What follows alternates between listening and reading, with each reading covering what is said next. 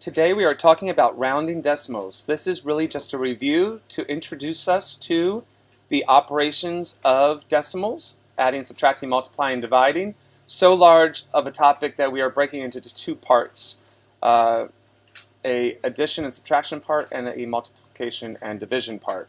So the key concepts behind rounding divisions are the following. You want to identify the digit you want to round.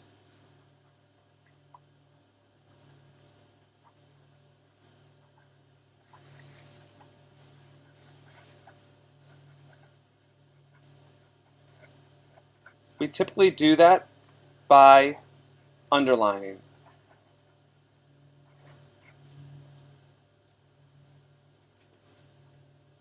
Then you look to the right.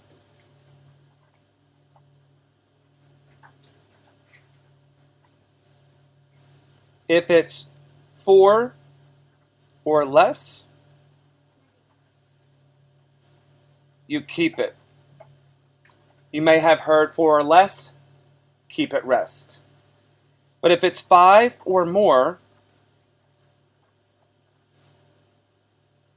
you're going to round up. Once you've done that, you can drop the digits to the right of the underlined digit. You do not have to put a placeholder of 0.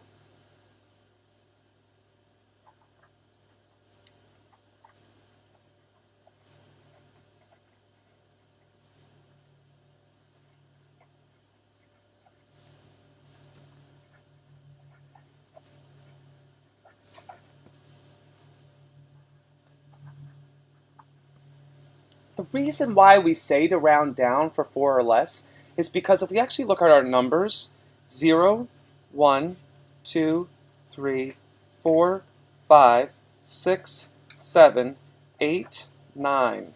If we look at all of those numbers, we actually realize that there's an even number on one side and the other side of this line.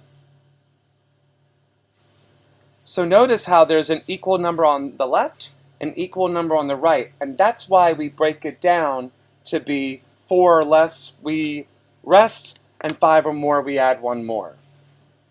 So an example, 46.73, round to the nearest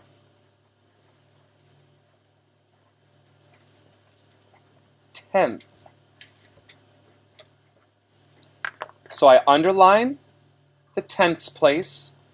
I look to the right. That is 4 or less. So I keep. And so then I rewrite my number, 46 point, I keep the 7, and I drop the numbers to the right. And so my answer is 46.7 if I'm rounding my decimals.